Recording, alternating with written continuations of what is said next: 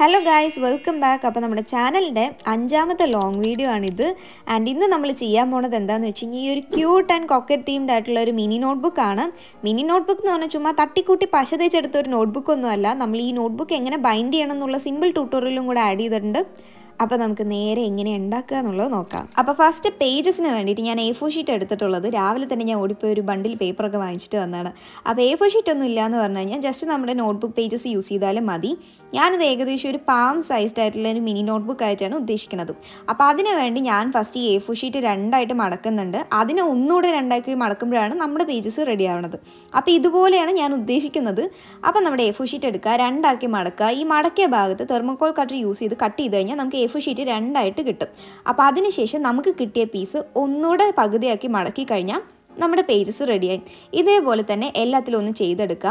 പിന്നെ ഞാനിത് ബൈൻഡ് ചെയ്യണതായതുകൊണ്ട് തന്നെ മൂന്നെണ്ണത്തിൻ്റെ പേപ്പറായിട്ട് സെറ്റായിട്ടാണ് ഞാൻ ചെയ്യണത്. അതായത് ഒരു പേപ്പർ എടുക്കുക, അതിൻ്റെ ഉള്ളിൽ വേറൊരു പേപ്പർ വെച്ച് കൊടുക്കുക, അതിൻ്റെ ഉള്ളിൽ വേറൊരെണ്ണം വെച്ച് കൊടുക്കുക. അപ്പോൾ ഇതുപോലുള്ള സെറ്റായിട്ടാണ് നമ്മൾ ചെയ്തെടുക്കേണ്ടത്. അപ്പോൾ ഈ എല്ലാ സെറ്റും കൂടെ നമ്മൾ അവസാനം ബൈൻഡ് ചെയ്യാം. അതാണ് നമ്മൾ ഉദ്ദേശിക്കുന്നത്. അപ്പോൾ ഇതുപോലെ ചെയ്തെടുത്തിട്ടുണ്ട്. ഇനി ബാക്കിയുള്ള എല്ലാ പേപ്പറിലും ഇതേപോലെ ഒന്ന് ചെയ്തെടുക്കാം. അപ്പോൾ അത് കാണിക്കുന്നതിൻ്റെ ഇടയിൽ കൂടെ ഞാനൊരു ഗിവ് അവേയുടെ കാര്യം പറയാം. കുറേ പേര് ചാനൽ തുടങ്ങിയ സമയം പോലെ ഗിവ് അവേ ഒന്നും ഇല്ലേ എന്നൊക്കെ പറഞ്ഞ് ചോദിക്കണ്ടായിരുന്നു. ഏതായാലും എനിക്ക് സമയമായി എന്ന് തോന്നുന്നു. ആൻഡ് ദ ബെസ്റ്റ് പാർട്ട്, ഇന്ന് നമ്മുടെ ചാനൽ തുടങ്ങിയിട്ട് 1 month ആയി. അപ്പോൾ ഈ ഒരു ടൈം ഗ്യാപ്പിൽ നമുക്ക് യൂട്യൂബിൽ ഒരു 50K ഫാമിലി ആവാറായിട്ടുണ്ട്. പിന്നെ ഞാൻ ഇൻസ്റ്റ സ്റ്റാർട്ട് ചെയ്തിട്ട് ഒരു 20 days ആയിട്ടേ ഉള്ളൂ. അതിൽ ഏകദേശം ഒരു 30K ഫോളോവേഴ്സും ആവാറായിട്ടുണ്ട്.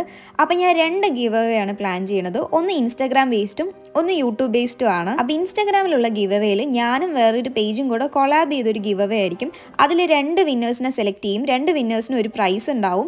പിന്നെ അതല്ലാതെ പേഴ്സണലി ഞാൻ എൻ്റെ യൂട്യൂബ് ഫാമിലിക്ക് വേണ്ടിയിട്ട് ഒരു ഗിവ് അവേയും കൂടെ 50Kക്ക് വേണ്ടി ചെയ്യുന്നതായിരിക്കും. അപ്പോൾ നമ്മൾ 50K ആവുന്ന ഒരു ടൈമിൽ ഞാനത് അനൗൺസ് ചെയ്യാം. അപ്പോൾ യൂട്യൂബിൽ നിങ്ങളാണ് എൻ്റെ സപ്പോർട്ട്. അതുകൊണ്ട് തന്നെ ഞാൻ ഒരു 3 പേരെ ആയിരിക്കും വിന്നേഴ്സായിട്ട് സെലക്ട് ചെയ്യാം. നിങ്ങൾ എൻ്റെ സബ്സ്ക്രൈബേഴ്സോ ഫോളോവേഴ്സോ ആണെങ്കിൽ തീർച്ചയായിട്ടും നിങ്ങൾക്ക് അതിൽ പങ്കെടുക്കാൻ പറ്റും. അപ്പോൾ പങ്കെടുക്കാൻ എന്താ ചെയ്യേണ്ടതെന്നുള്ള കാര്യങ്ങൾ ഞാൻ ഇനി വരുന്ന ഷോർട്സിൽ പറയുന്നതായിരിക്കും.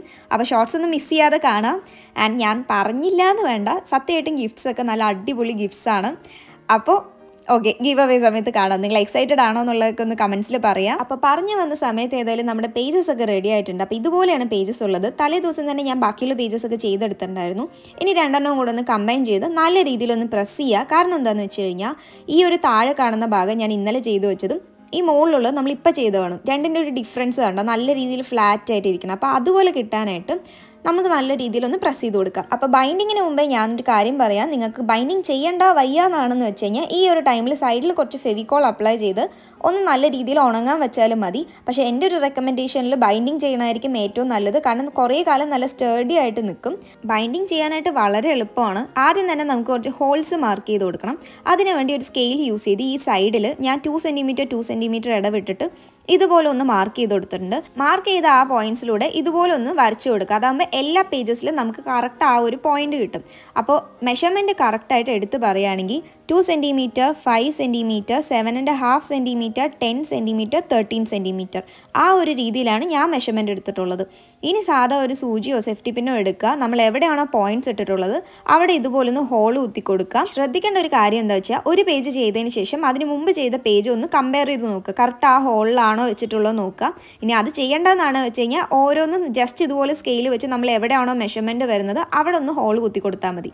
അപ്പോൾ ഞാൻ ജസ്റ്റ് തെറ്റിപ്പോണ്ടെന്ന് പറഞ്ഞിട്ട് ഇതേപോലെ തന്നെ സ്കെയിൽ വെച്ചിട്ടാണ് ഒന്ന് മാർക്ക് ചെയ്ത് കൊടുത്തിട്ടുള്ളത്. അപ്പോൾ നമ്മളെല്ലാം കൂടെ വെച്ച് വരുമ്പോൾ കറക്റ്റ് നമുക്കൊരു ലൈൻ പോലെ തന്നെ ഹോൾസ് കിട്ടും. അപ്പോൾ നമ്മുടെ എല്ലാ പേജസിലും ഹോൾസ് ചെയ്ത് കൊടുത്തു കഴിഞ്ഞാൽ നമുക്ക് ഇതുപോലെ ആയിരിക്കും നമുക്ക് കിട്ടുക. നെക്സ്റ്റ് നമുക്ക് ബൈൻഡിങ് തുടങ്ങാം. ബൈൻഡിങ് ചെയ്യാൻ വളരെ എളുപ്പമാണ്. നമ്മൾ സാധാ ഉള്ളൊരു നൂലും സൂചിയും മാത്രം മതി. ആദ്യം ഒന്ന് സൂചി കോർത്തെടുക്കുക. ഒരുപാട് ലെങ്ത് എടുക്കണ്ട, കുറച്ചൊരു ലെങ്ത് എടുത്താൽ മതി. കാരണം ഒരുപാട് നീളത്തിൽ എടുത്തു കഴിഞ്ഞാൽ നമ്മൾ ഈ വലിക്കുന്ന സമയത്ത് ചിലപ്പോൾ കെട്ടുവിടാനുള്ള സാധ്യതയുണ്ട്. അപ്പോൾ ഫസ്റ്റ് തന്നെ ആദ്യത്തെ പേജിൻ്റെ അറ്റത്തെ ഹോളിലൂടെ ഇതുപോലെ ഒന്ന് മുകളിലോട്ട് എടുക്കാം. നെക്സ്റ്റ് ഹോളിലൂടെ താഴോട്ട് എടുക്കുക. അതായത് താഴെ മുകളിലായിട്ട് നമ്മൾ നോർമൽ സ്റ്റിച്ച് ചെയ്യില്ലേ ആ ഒരു രീതിയിൽ.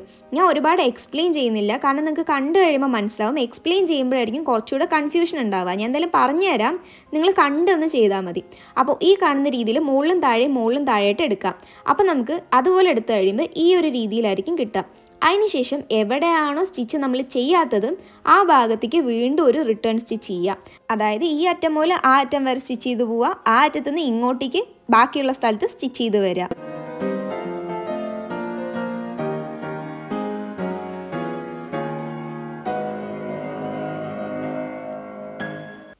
അപ്പോൾ നമ്മുടെ അറ്റം എത്തി കഴിയുമ്പോൾ നമുക്കൊരു സ്ട്രെയിറ്റ് ലൈൻ പോലെ നമുക്ക് ത്രെഡ് കിട്ടും. അപ്പോൾ അതിനുശേഷം നമുക്ക് ഇതേപോലെ ഒന്ന് കെട്ടിട്ട് കൊടുക്കാം. കെട്ടിട്ട് കൊടുത്തതിന് ശേഷം ആ സൂചി ഒന്ന് പുറത്തോട്ട് ഇതേപോലെ വലിച്ചു കഴിഞ്ഞാൽ നമ്മുടെ ഫസ്റ്റ് ലെയർ സെറ്റായി ഉണ്ടാവും. ഇനി നമുക്ക് രണ്ടാമത്തെ ലെയർ ചെയ്യാനായിട്ട് നമ്മുടെ അടുത്ത സെറ്റ് ഓഫ് പേപ്പർ എടുക്കാം.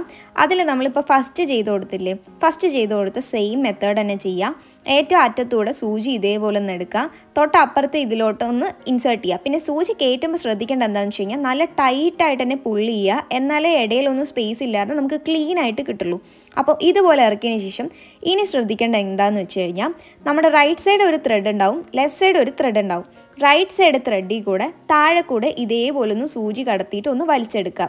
അതിന് ശേഷം നമ്മുടെ ലെഫ്റ്റ് സൈഡുള്ള ത്രെഡിൽ കൂടെ ഇതേപോലെ കയറ്റി മുകളിലോട്ടൊന്ന് വലിച്ചെടുക്കുക. അതായത് നമുക്കൊരു ലൂപ്പ് പോലെ ക്രിയേറ്റ് ചെയ്യുക. റൈറ്റ് സൈഡ് താഴെ കൂടെ എടുക്കുക, ലെഫ്റ്റ് സൈഡ് മുകളിൽ കൂടെ എടുക്കുക. പിന്നെ നമ്മൾ ഏത് ഹോളിലൂടെയാണ് ഇട്ടത് സെയിം ഹോളിലൂടെ മുകളിലോട്ട് എടുക്കുക. ആക്ച്വലി ഇത് കാണുന്ന സമയത്ത് ഭയങ്കര കോംപ്ലിക്കേറ്റഡ് ആയ പോലെ തോന്നും. പക്ഷേ ട്രസ്റ്റ് മീ, നമ്മൾ ഒരിക്കൽ ചെയ്ത് കഴിഞ്ഞാൽ ഭയങ്കര എളുപ്പമായിരിക്കും. ഞാൻ ഏകദേശം ഇതൊരു 2 തവണ ചെയ്തിട്ടുണ്ട്. ഞാൻ യൂട്യൂബിൽ സീ ലെമൺ എന്ന് പറഞ്ഞിട്ട് ഒരു ചാനലുണ്ട്. അവരുടെ ബൈൻഡിങ്ങിൻ്റെ ഒരു വീഡിയോ കണ്ടിട്ടാണ് ഞാനിത് ഫസ്റ്റ് പഠിച്ചത്. കാണുമ്പോൾ ഭയങ്കര ടഫായിരുന്നു വിചാരിച്ചു. പക്ഷേ നമ്മൾ ആ ഒരു വീഡിയോ ഒക്കെ കണ്ട് ചെയ്ത് വരുന്ന സമയത്ത് ഭയങ്കര എളുപ്പമായിരിക്കും ചെയ്യാനായിട്ട്. അപ്പോൾ ഫസ്റ്റ് തന്നെ പറ്റില്ല എന്ന് വിചാരിക്കരുത്. ഇത് ചെയ്ത് കഴിഞ്ഞാൽ നമ്മുടെ ബുക്ക് നല്ല രീതിയിൽ കുറേ ലോങ് ലാസ്റ്റ് ചെയ്യും.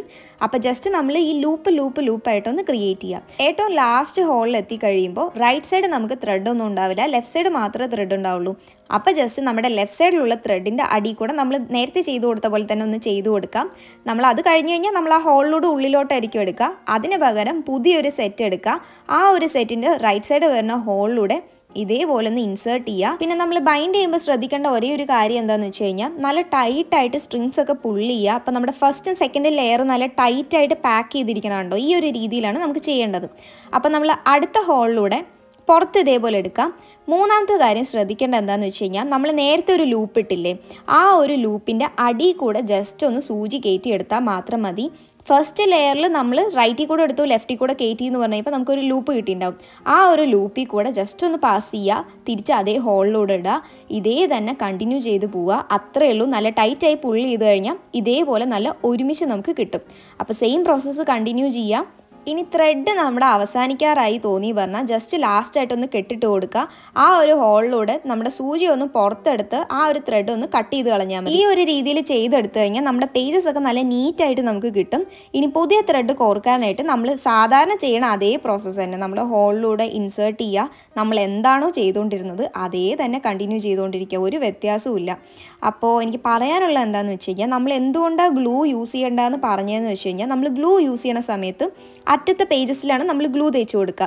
അത് നമ്മൾ കുറച്ച് കാലം കഴിയും തോറും ആ ഒരു ഗ്ലൂവിൻ്റെ ഒരു ഇമ്പാക്റ്റ് പോയിട്ട് ആ നമ്മൾ പേജ് ഒറ്റയ്ക്ക് വിട്ട് വരാൻ തുടങ്ങും. ഞാൻ പേഴ്സണലി രണ്ടും ചെയ്തിട്ടുള്ള ആളാണ്. ഞാൻ ബുക്സ് 2 രീതിയിലും ചെയ്ത് നോക്കിയിട്ടുള്ളതാണ്. എനിക്ക് ഈ ഒരു രീതിയിൽ ചെയ്യണ സമയത്ത് എപ്പോഴും കുറേ കാലം സ്റ്റഡി ആയിട്ട് നിൽക്കണ പോലെ ഗ്ലൂ ഉപയോഗിക്കുകയാണെന്ന് പറഞ്ഞു കഴിഞ്ഞാൽ കുറച്ച് കാലം കഴിയുമ്പോൾ ആ പേജസ് വിട്ടു പോണ പോലെ എനിക്ക് തോന്നിയിട്ടുണ്ട്. അതുകൊണ്ടാണ് ഞാൻ ഈ ഒരു മെത്തേഡ് കാണിച്ചു തന്നത്. അപ്പോൾ വീഡിയോൻ്റെ ഒപ്പം ചെയ്തു പോയി കഴിഞ്ഞാൽ വളരെ എളുപ്പമായിരിക്കും. ലാസ്റ്റ് നമ്മൾ എത്തിക്കഴിയുമ്പോൾ നമ്മൾ നോർമലി ചെയ്യുന്ന പോലെ ഒരു കെട്ടിട്ട് കൊടുക്കുക. ആ ഹോളിലൂടെ പുറത്തോട്ടൊന്ന് ഇൻസേർട്ട് ചെയ്ത് കട്ട് ചെയ്ത് കൊടുത്തു കഴിഞ്ഞാൽ നമ്മുടെ ബൈൻഡിങ് കഴിഞ്ഞു. സത്യമായിട്ടും വളരെ എളുപ്പമാണ്. ട്രൈ ചെയ്ത് നോക്കൂ. സൂചി നൂലൊക്കെ എല്ലാവരുടെയും ഉണ്ടാവുമല്ലോ എന്തായാലും.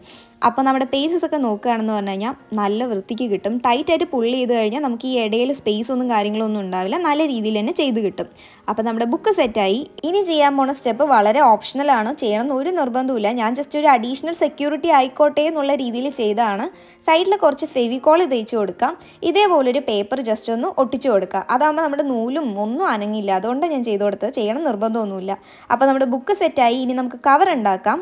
അപ്പോൾ അതിന് വേണ്ടി ഒരു കാർഡ്ബോർഡ് വേണം. ഞാൻ കുറച്ച് കട്ടി ആയിക്കോട്ടെ എന്ന് പറഞ്ഞ ഒരു അക്കൗണ്ട് ബുക്ക് കിടക്കണ്ടായിരുന്നു. അപ്പോൾ അതിൻ്റെ ഒരു കവറാണ് എടുത്തിട്ടുള്ളത്. ജസ്റ്റ് നമ്മുടെ ബുക്ക് വയ്ക്കുക, ഒന്ന് മാർക്ക് ചെയ്ത് കൊടുക്കാം. നമ്മുടെ ബുക്കിൻ്റെ ലെങ്ത്തും ബ്രെഡ്ത്തിനും അനുസരിച്ച് മാർക്ക് ചെയ്താൽ മതി. ഞാൻ ഏകദേശം ഒരു 1/2 സെൻറ്റിമീറ്റർ 1 സെൻറ്റിമീറ്റർ വരുന്ന രീതിയിൽ ഒരു സ്പേസാണ് വിട്ടിട്ടുള്ളത്. അതൊന്ന് മാർക്ക് ചെയ്ത് ഇനി ഒന്ന് കട്ട് ചെയ്തെടുക്കുക. അപ്പോൾ നമുക്ക് ഇതുപോലത്തെ 2 പീസ് വേണം. അതുകൊണ്ട് ആദ്യത്തെ പീസ് ഒന്ന് വെച്ച് ട്രേസ് ചെയ്തിട്ട് രണ്ടാമത്തെ പീസും കൂടെ ഒന്ന് കട്ട് ചെയ്തെടുക്കാം.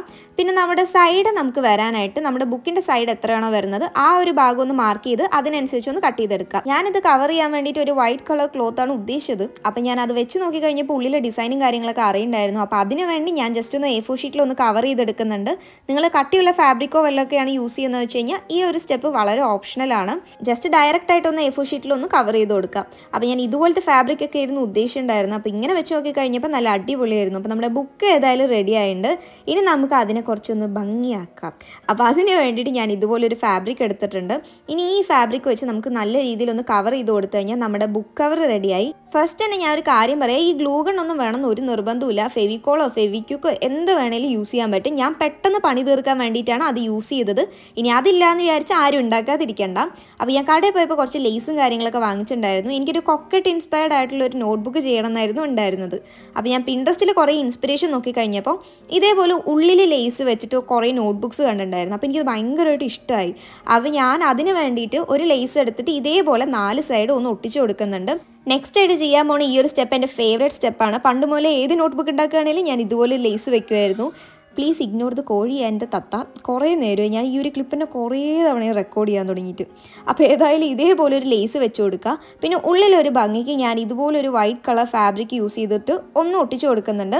ആ ഒരു ടൈം ആകുമ്പോഴേക്കും എൻ്റെ ഗ്ലൂ സ്റ്റിക്കൊക്കെ കഴിയാറായിട്ടുണ്ടായിരുന്നു. അപ്പോൾ ഞാൻ ലാസ്റ്റ് പെൻസിലൊക്കെ വെച്ച് തള്ളിക്കൊടുത്തൊക്കെയായിരുന്നു ഒട്ടിച്ചിട്ടുണ്ടായിരുന്നത്. അപ്പോൾ ഇനി നമ്മുടെ ഉള്ളിലെ പേജസ് ഒക്കെ ഇതേപോലെ ഒന്ന് ഒട്ടിച്ച് കൊടുക്കുക. പിന്നെ സൈഡിൽ ഞാൻ കുറച്ച് പശ തേച്ച് ഒന്ന് ഒട്ടിച്ച് കൊടുക്കുന്നുണ്ട്. ട്രസ്റ്റ് മീ ഗൈസ്, നമ്മൾ എത്രയൊക്കെ സൈഡിൽ ഫെവിക്കോൾ തേച്ച പേജസ് ആണെങ്കിലും ബൈൻഡ് ചെയ്ത നോട്ട്ബുക്കിൻ്റെ മുമ്പിൽ അത് കുത്തിയിരിക്കും. അപ്പോൾ സൈഡിൽ നമുക്ക് ഇതുപോലെ ടൈ ചെയ്ത് കൊടുക്കാം. എനിക്ക് സത്യം പറഞ്ഞു കഴിഞ്ഞാൽ ഏത് ഡിസൈൻ ചെയ്യണം എന്ന് ഒരു ഐഡിയ ഉണ്ടായിരുന്നില്ല. തലേ ദിവസം പോലും ഞാൻ പിൻട്രസ്റ്റിൽ ഇൻസ്പിറേഷൻ അന്വേഷിച്ച് നടക്കണം. എനിക്ക് ഒന്നിലും ഒരു സാറ്റിസ്ഫാക്ഷൻ ഉണ്ടായിരുന്നില്ല. ഈവൻ ഇതിലും എനിക്കൊരു സാറ്റിസ്ഫാക്ഷൻ ഉണ്ടായിരുന്നില്ല. ഈ ബുക്ക് ഉണ്ടാക്കുന്ന പരിപാടിയൊക്കെ ഏകദേശം ഒരു 2 മണിക്കൂറിനുള്ളിൽ തീർന്നു. പക്ഷേ ഏത് ഡിസൈൻ ചെയ്യുമെന്ന് പറഞ്ഞിട്ട് ഞാനൊരു 11 മണി വരെ ഇരുന്ന് ആലോചിച്ചിട്ടൊക്കെയാണ് ചെയ്തിട്ടുണ്ടായിരുന്നത്. അപ്പോൾ ഏതായാലും നമ്മുടെ ബുക്ക് റെഡിയായി. ആ ഒരു ടൈം ആകുമ്പോഴേക്കും 10:40 അപ്പോൾ ഇഷ്ടപ്പെട്ടോ ഇഷ്ടപ്പെട്ടില്ലേ എന്നൊക്കെ പറയാം. ഇഷ്ടപ്പെട്ടു എന്ന് ഞാൻ വിചാരിക്കുന്നു. നിങ്ങളുടെ കമൻസൊക്കെ ഒന്ന് കമൻറ്റിൽ പറയാം. Okay guys, by.